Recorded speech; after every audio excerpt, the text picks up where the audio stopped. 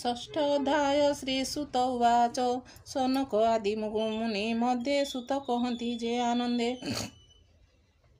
शुण सकल मुनि जने से व्यास नारद वचने हेमंत नारदर बाणी सत्यवतीर पुत्र शुणी नारद जन्म कर्म जेते कृष्ण को भजिले जेमंते ए सर्व कथा जानी बारे पुणी पुछिले आउ थरे व्यासवाच गले सन्यासी जेउ दिन तुम्भंकु करी मंत्र दान संतोषे देई कृष्ण दीक्षा गमिले जेणे तांक इच्छा तद अंतरे कले किस तुम्भे जे अल्प बयस तद अंतरे कल किस तुम्भे जे अल्प बयस जन्म सर्जना प्रजापति बालक काळू जे भकति करी बंचंती प्राणी सर्वे तुम्भे बंचिल केउ भावे काल प्रवेशे मुनि बर केने छाड़िल कले बर पूर्वकल्पर जे विचार कि रूपे हेल जाति स्मर तुम्बर तहु ज्ञान अंते काल न हरिला केमंते एमंत व्यास मुखु शुणी ब्रह्मानंदन वाक्य भणी नारद उवाच शुण हो मुनि शुद्ध चेता जे पूर्व कर्मर बारता मते परम ज्ञान देई विप्र जे गले पथ बाही मु पुणी प्रथम बयसे मुनि जनक उपदेशे दिन बंचई माता कोले मन म थाई तांक मेले मोर जननी विप्र घरे सेवकी पणे दिन हरे एकई पुत्र तार मुहि से मुते दंडे न छाड़ई स्नेह पोषई नीति नीति मत नाही अन्य गति सेवई विप्र घरे मते न चाहे आत्मार आयते मोर निमंते भिक्षा मागी बहुत कल्पे मोर निमंते भिक्षा अन्न बहुत कल्पे तार मन अनबा से पाइब काहीं ब्राह्मण घरे से जे मिलई मोर भुंजिला अवशेष मोर जननी करे ग्रास संसारे ईश्वर आयते काष्ट पितुड़ी जेने हस्ते मुझे ब्राह्मण घरे थाई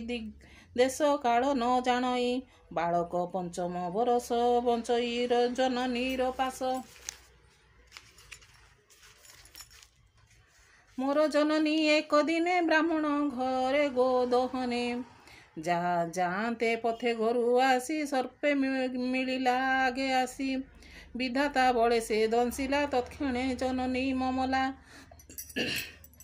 मुझे मातांकु अग्नि देई भाड़ई चतुर्दिग चाई मोर मरण तार मरण मो कल्याण मिली मणिली कले भगवान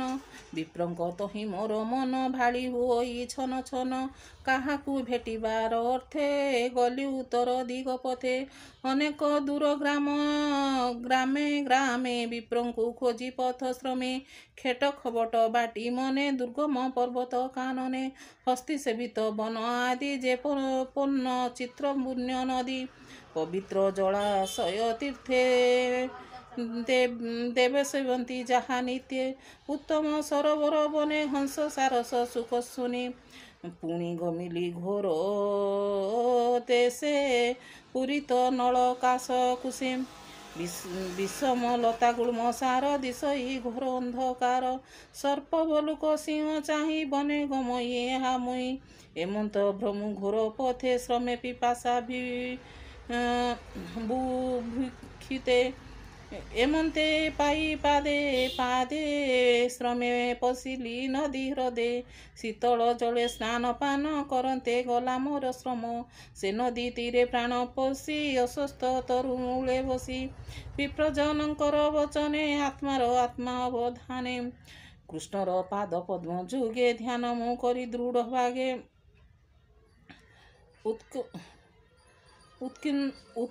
उत्कंठे गदगद वचन श्रुदले नेत्र पुन अत्यंत प्रेम भर देह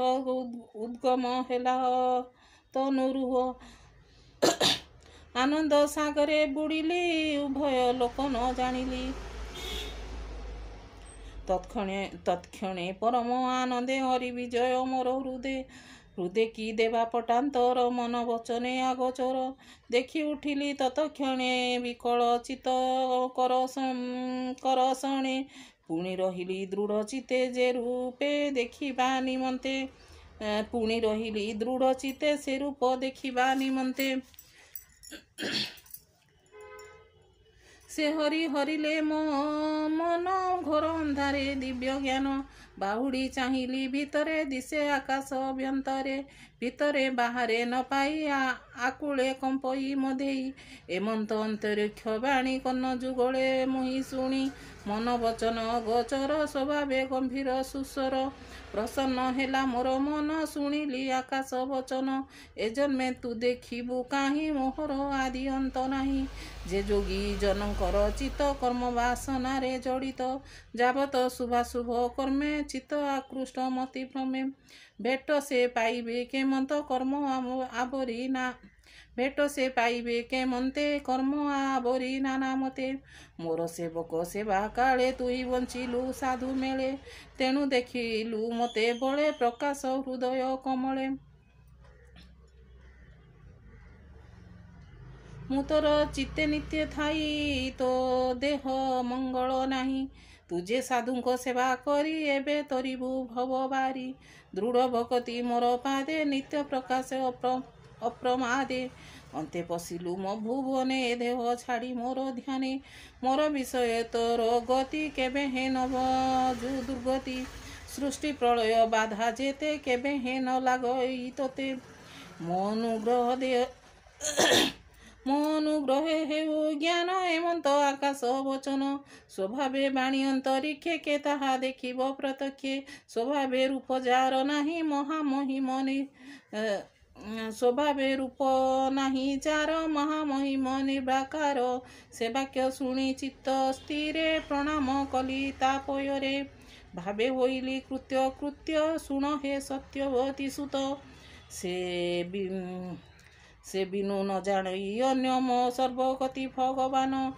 ଏ ଲାଜ ସର୍ବପରି ହରି ଭଜେ ଗୋବିନ୍ଦ ନାମ ଧରି ଅନନ୍ତ ଗୁଣ ତାର ଯେତେ ଚିତ୍ତେ ସୁମରି ଅବିରତେ ପୃଥିବୀ କରି ପର୍ଯ୍ୟଟନ ବିଗତ ରାଗ ତୁଷ୍ଟ ମନ ଏମନ୍ତ ଭ୍ରମୀ ଅନୁଦିନ ନିର୍ମଳ ହୋଇଲା ମୋ ମନ ମରଣ ସମୟ ନିୟତ କାଳ ହୋଇଲା ଉପଗତ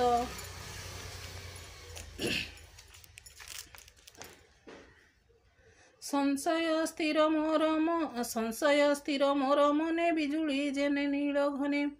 ଦିବ୍ୟ ଶରୀର ମୁହିଁ ଦେଖି ତତ୍କ୍ଷଣେ ଶରୀର ଉପେକ୍ଷୀ ଆନନ୍ଦେ କୃଷ୍ଣ ଅନୁଗ୍ରହେ ଶୂନ୍ୟ ମିଳିଲି ଦିବ୍ୟ ଦେହେ କଳ୍ପାନ୍ତେ ଦିନ ପ୍ରଳୟରେ ସୃଷ୍ଟି ଦେଖିଣ ଉଦରେ କ୍ଷଣ ଜଳଦି ମଧ୍ୟ ସ୍ଥିତ ଅନନ୍ତ ଶୟନେ ଅନନ୍ତ ପଶିଲି ତାର ଅଭ୍ୟନ୍ତରେ ନିର୍ଲୋପ ନିର୍ମଳ ଶରୀରେ ତହୁଁ ସହସ୍ର ଯୁଗ ଗଲା ଶୟନୁ ଅନନ୍ତ ଉଠିଲା ତକ୍ଷଣେ ବ୍ରହ୍ମରୂପ ଧରି ଭୂମି ଭିଆଇ ସୃଷ୍ଟି କରି ମରିଚି ଆଦି ସପ୍ତ ପୁତ୍ର ବ୍ରହ୍ମା ମନରୁ ହୁଏ ଜାତ ମୁହିଁ ହୋଇଲି ତାଙ୍କ ମେଳେ ସମ୍ଭୂତ ବିଗତର କୋଳେ ନିଶ୍ଚଳ ଚିତ୍ତ ଦୃଢ଼ ବ୍ରତେ ଏତିନି ଲୋକେ ଭ୍ରମେ ନିତ୍ୟେ କୃଷ୍ଣର ଭାବେ ଭ୍ରମେ ନୀତି ମୋହର ଅଭ୍ୟାଗତ ରୀତି କୃଷ୍ଣର ଭକ୍ତି ଭୋଳେ ମୁହିଁ ଗମଇ ଅନ୍ତରାଳେ ଦେବଙ୍କ ମଧ୍ୟରେ ମୁହିଁ ଥାଇ ଦେବଙ୍କ ମଧ୍ୟରେ ମୁହିଁ ଥାଇ ନିତ୍ୟ କରଇ କୃଷ୍ଣ ଗାଇ ଗାନ୍ଧାର ରାଗେ ବିଭୂଷଣା ସାମରୁ ନାଦ ତିନି ଗୁଣା ଶୁଭେ ମୂର୍ଚ୍ଛିତ ନାଦ ବାଣୀ ଆନନ୍ଦେ କୃଷ୍ଣ ନାମ ଗୁଣି ନିରତେ ଭ୍ରମଇ ଜଗତେ ଶୁଣ କହିବା ଆଉ ଯେତେ ହରିର ଅଭୟ ଚରଣ ଅଶେଷ ତୀର୍ଥର କାରଣ ଆଦିତ୍ୟ ତେଜ ପ୍ରାୟ ଦିଶେ ସେ ପଦ କଲି ସୁମରଣ ଶୀଘ୍ର ମୋ ସେ ପଦେ କଲି ସୁମରଣ ଶୀଘ୍ର ମୋ ଚିତ୍ତେ ନାରାୟଣ ଆଦିତ୍ୟ ତେଜ ପ୍ରାୟ ଦିଶେ ଅଜ୍ଞାନ ତମ ବେକେ ନାଶେ ଏ ହରି ଚରିତର ଗୁଣ ଭମୁନି ସାବଧାନେ ଶୁଣ ଭବସାଗର ଯେତେ ନରେ ଆରତ ଚିତ୍ତେ ଅଭ୍ୟନ୍ତରେ ବିଷୟ ରସେ ସୁଯନ୍ତ୍ରିତ କେବେ ହେ ନୁହେଁ ଶୁଦ୍ଧ ଚିତ। ଇଚ୍ଛନ୍ତି ଭବ ସିନ୍ଧୁ ଗର୍ବେ ସେ ନର କେମନ୍ତ ତରିବେ। କୃଷ୍ଣର ଗୁଣଗାଥା ଘୋଷି ଆନନ୍ଦେ ଭାବେ ଯେହୁରୁ କୃଷ୍ଣର ଗୁଣଗାଥା ଘୋଷି ଆନନ୍ଦ ଭାବେ ଯେହୁ ରସି। ହେଳେ ହରନ୍ତି ଗୁଣ ଗାଇ ଅନ୍ୟଥା ସୁଖଲେ ସେ ନାହିଁ। ଯମ ନିୟମ ଯୋଗ ପଥେ ଜେନର ସାଧେ ଅବିରତେ। ଏମାନ ପାଳିବ ସେ କାହିଁ ଯେବେ ଗୋବିନ୍ଦ ଭାବ ନାହିଁ। ଶୁଣ ହେ ସତ୍ୟବତୀ ସୁତ ଯେ ପୂର୍ବେ ମୋହର ଚରିତ। ମୋ ଜନ୍ମ କର୍ମ ସଙ୍ଗେ ଯେତେ କହିଲି ତୁମ୍ଭର ଅଗ୍ରତେ। କହଇ ଦାସ ଜଗନ୍ନାଥ ପ୍ରଥମ ସ୍କନ୍ଧେ ଭାଗବତ। ଇତି ଶ୍ରୀମଦ୍ ଭାଗବତେ ମହାପୁରାଣେ ପରମହଂସ ସଂହିତାଏ ବୈୟାସିକ୍ୟା ପ୍ରଥମ ସ୍କନ୍ଧ ବ୍ୟାସ ନାରଦ ସମ୍ବାଦ ନାମ ଷଷ୍ଠୋଧ୍ୟାୟ।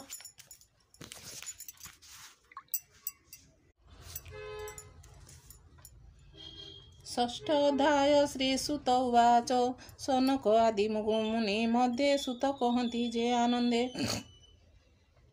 ଶୁଣ ସକଳ ମୁନି ଜନେ ସେ ବ୍ୟାସ ନାରଦ ବଚନେ। ହେମନ୍ତ ନାରଦର ବାଣୀ ସତ୍ୟବତୀର ପୁତ୍ର ଶୁଣି।